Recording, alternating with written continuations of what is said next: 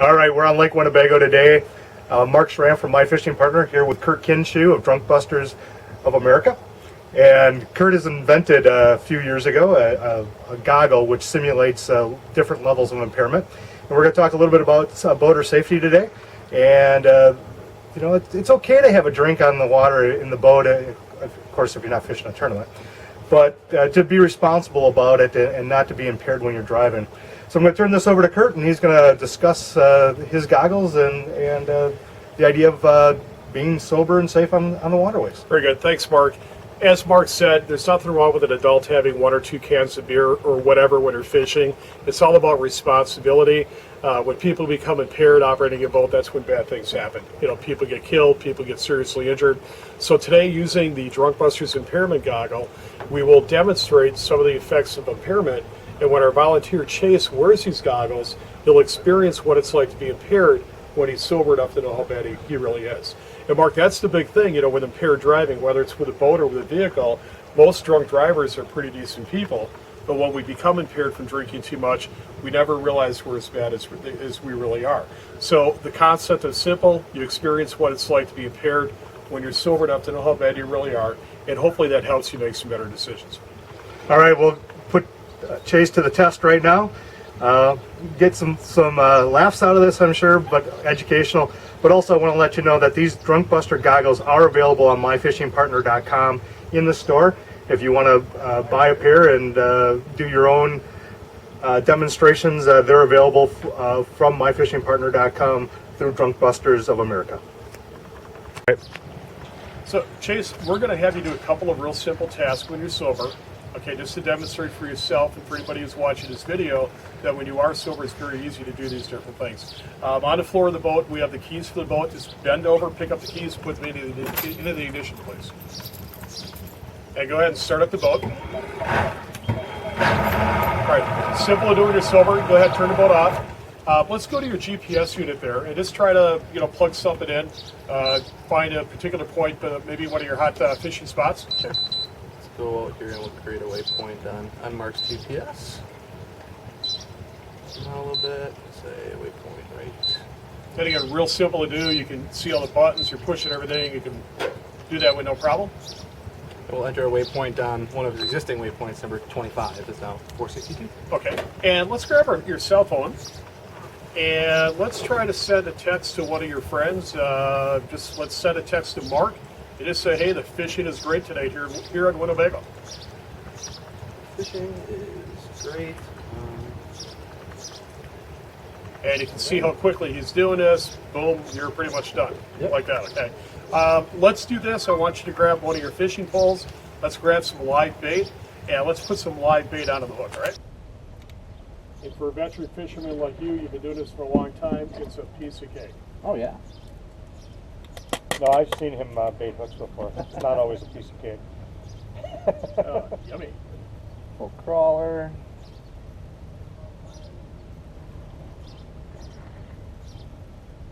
As long as I can do the sober, should be able to do it. All right, excellent. Very good. Easy to do when you're sober, okay? Yep. All right, this time around, Chase, we're going to have you perform the same series of tasks when you're impaired while wearing your Drunkbusters goggles. This particular pair of goggles simulates a blood alcohol level between a 0.08 and a 0.15. The average person, if you have 1 can of beer, it puts you at a BAC level of about a 0.02. And in a course of an hour, you burn off about 1 drink. So Chase, for a guy with your body size, your weight, this will simulate having perhaps 5 or 6 beers in the course of 1 or 2 hours, okay? So go ahead and put these on. You will immediately experience problems with depth perception, balance, reaction time. There's also double vision effects that kind of come and go, and there's distortion as well, okay? So Chase, just like before, bend over very quickly and grab the boat keys. Now go ahead and put those keys into the ignition. And start up the boat, please. Okay. And we get to see it's taking them how much longer to do this. All right, go ahead and turn on the boat. And now, Chase, just like before, go to the GPS unit, and let's punch in the coordinates for your favorite fishing spot, just like you did a few minutes ago.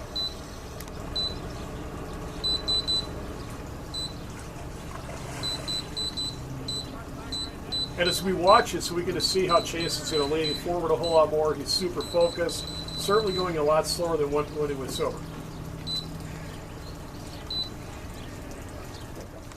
All right, now let's grab our cell phone and let's punch up our friend Mark and let's send him the exact same text that we did before.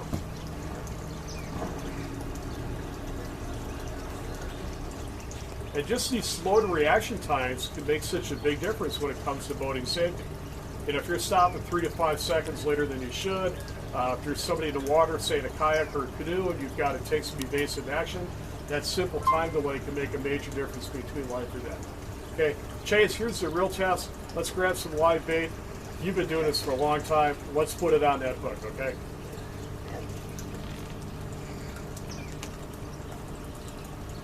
I hooked myself. It's not either. This is way harder than that. Yes, much more difficult to do. You can't fish two things like this.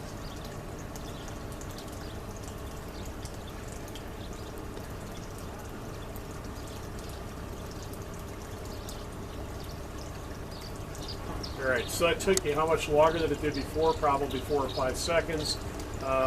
Clearly, you know, being impaired like that can make a major difference. So, Chase, let me ask you this. Would you ever want to operate a boat in this condition? I don't think I could operate anything in this condition. I mean, it's like I said, it's like blurry. You know, you don't realize it. I think when you're actually drunk, but when you're like this, it's like I can see it being very hard. Yeah, and yet the thing is, you know, all we're doing is impairing you in your head right now. We're impairing your eyes, your vision. Therefore, you're impaired in your brain. But yet the rest of your body is truthfully very sober. But just by doing that, it affects everything that you do. So the message is real simple, okay? When people are boating, be super responsible. If you're the operator of that boat, limit yourself to 1 or 2 beers. Obviously, you've got to be 21 to be able to drink anyway, okay? If you're a passenger, even then, you've got to be responsible.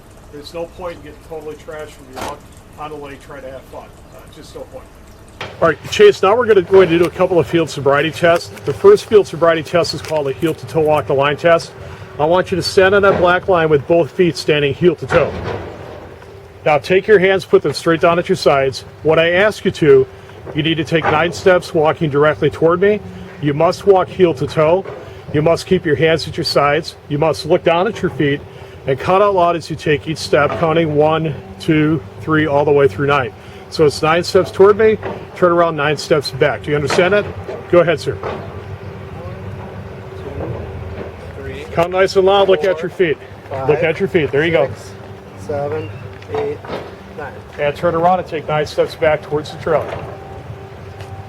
This is a standardized field sobriety test. Anybody in the United States or Canada who's arrested for drunk driving must go through this test. All right, now Chase, wearing the Drunkbusters goggles, we'll repeat this. It's the same field sobriety test we just did. Stand on the line, standing heel to toe, please. Hands straight down at your sides. When I ask you to, I want you to take 9 steps walking directly toward me. You must walk heel to toe. You must keep your hands straight down. You must look at your feet. Count out loud as you take each and every step. 9 steps toward me, turn around, and 9 back. Do you understand that? Yep. Go ahead, sir. 1, 2, 3, 4, 5, 6, 7, 8, 9.